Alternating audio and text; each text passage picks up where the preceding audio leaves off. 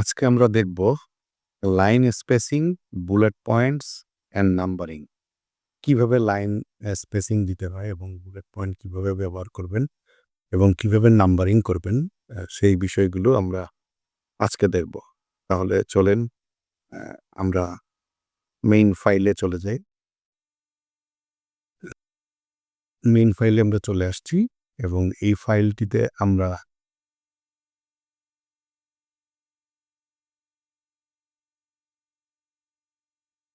কিছু demo text নিয়ে আসবো। যেহেতু আমরা এখন টাইপ করব না, সেইজন্য আমরা কিছু ডেমো টেক্সট নিয়ে আসবো।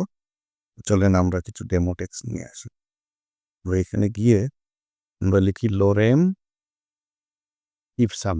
লোরেম ইপসাম এখানে লিখলে এই যে লোরেম ইপসাম লিখলেই এই এই ওয়েবসাইটটা চলে আসবে। এখান থেকে আপনি ফ্রি কন্টেন্ট নিতে পারবেন, কোনো সমস্যা নেই। এখান থেকে আপনি কন্টেন্ট একটা কপি করেন, যেহেতু আমাদের সময় নেই টাইপ করার, সেই জন্য আমরা এখান থেকে একটা কন্টেন্ট নিলাম, নেওয়ার পরে আমরা এখানে পেস্ট করে দিলাম। পেস্ট করবেন কিভাবে? কন্ট্রোল ভি, কিবোর্ড থেকে কন্ট্রোল ভি, অথবা এখানে রাইট বাটন ক্লিক করেও পেস্ট করা যায়। রাইট বাটন করেও পেস্ট করা যায়, এজন্য কোনো সমস্যা নাই। আবার আমি এটাকে নিয়ে যাই, এখন রাইট বাটন দিয়ে পেস্ট করলে আবার চলে আসবে। পেস্টে ক্লিক করলাম, তাহলে চলে আসলো। তাহলে আমরা শর্টকাট কি শিখলাম? কি কন্ট্রোল সি দিলে কপি, আর কন্ট্রোল ভি দিলে কি হবে? পেস্ট। তাহলে কপি পেস্টও আমরা শিখে গেলাম। মনে রাখবেন, কপি পেস্ট আমরা কিন্তু শিখে ফেলছি। তো সেই ক্ষেত্রে কিভাবে লেখা কপি পেস্ট করে শিখলাম। এখন হচ্ছে এখানে দেখেন ঘন লাইন। হ্যাঁ, আমরা কোথায় যাব? প্রথমে হচ্ছে আমরা লাইনে স্পেসিং দিব, আমরা জায়গা করব। এখানে এটাকে আরেকটু ফাঁকা করব। আপনি উপরে গেলে দেখেন অ্যালাইনমেন্টের পাশে একটা চিহ্ন আছে, লেখা আছে কি? চিহ্ন না, এটা হচ্ছে অপশন আছে, যেটা হচ্ছে লেখা আছে কি লাইন অ্যান্ড প্যারাগ্রাফ স্পেসিং। অর্থাৎ হচ্ছে আপনি যখন এই ড্রপ ডাউন এরোতে ক্লিক করবেন, এখানে বিভিন্ন ধরনের স্পেস আপনি দেখতে পাবেন। যেমন এখন আছে কি 1.0, তারপরে যদি আমি 1.15 এ দেই, দেখেন একটু স্পেস মানে বেড়ে গেছে। তারপরে যদি 1.5 এ আমি দেই, তাহলে আরেকটু বৃদ্ধি পাবে, আরেকটু বাড়বে। 2 তে দিলে দেখেন আরেকটু বাড়লো, 2.5 এ দিলে আরেকটু বাড়লো। আপনি ইচ্ছা মতো করে 3 পয়েন্টে দিলে এরকম বাড়লো।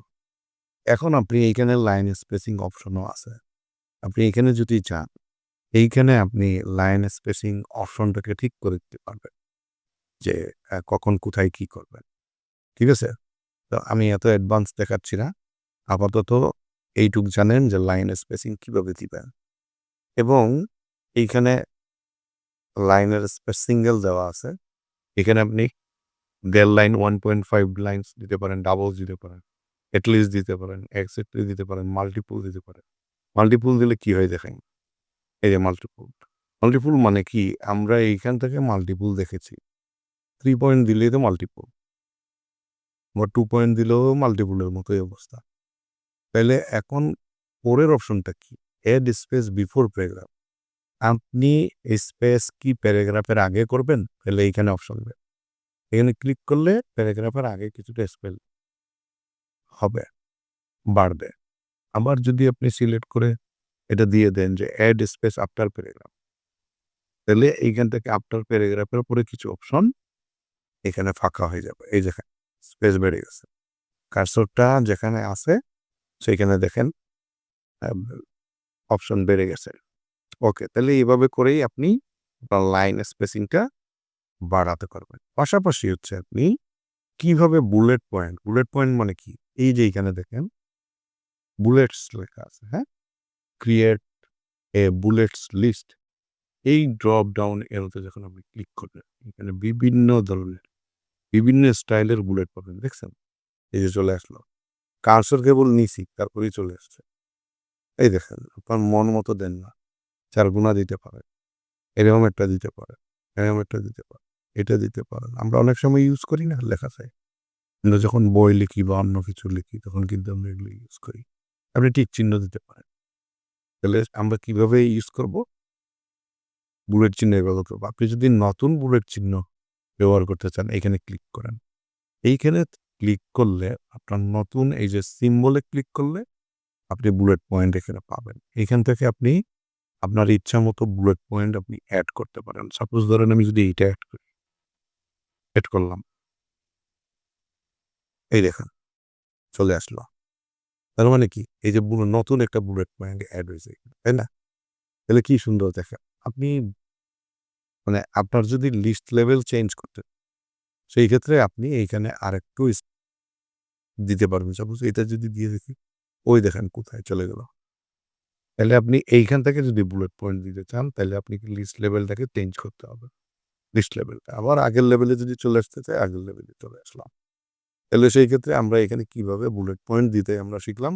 কিভাবে নতুন বুলেট পয়েন্ট নিতে হয় এইভাবে শিখলাম। আবার আপনি চাইলে কিন্তু এটাকে সেন্টার এবং রাইট অ্যালাইনমেন্ট করতে পারেন।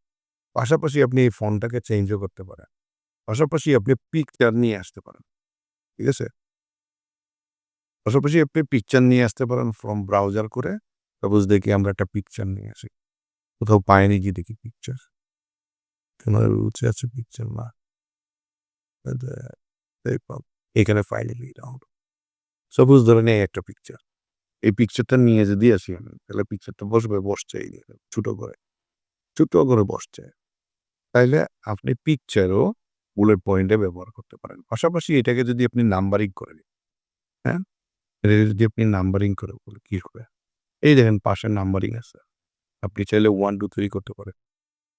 আপনি চাইলে এইভাবে এবিসি করতে পারেন, দিয়ে রোমান সংখ্যা করতে পারেন। আবার এবিসি করতে পারেন। আবার স্মল লেটারের এবিসি, আবার রোমান সংখ্যা করতে পারেন। আবার এটা তো লিস্ট চেঞ্জ করতে পারেন। আবার এটা ডিফাইন নিউ ফরম্যাট করতে পারেন। ঠিক আছে? এই যে এখানে ধরেন আপনি নিউ ফরম্যাট করলে আপনার এখানে আসবে। এই দেখেন সংখ্যা দিয়ে আপনি যদি করতে চান নিউ ফরম্যাট, তাহলে আপনি করলেন।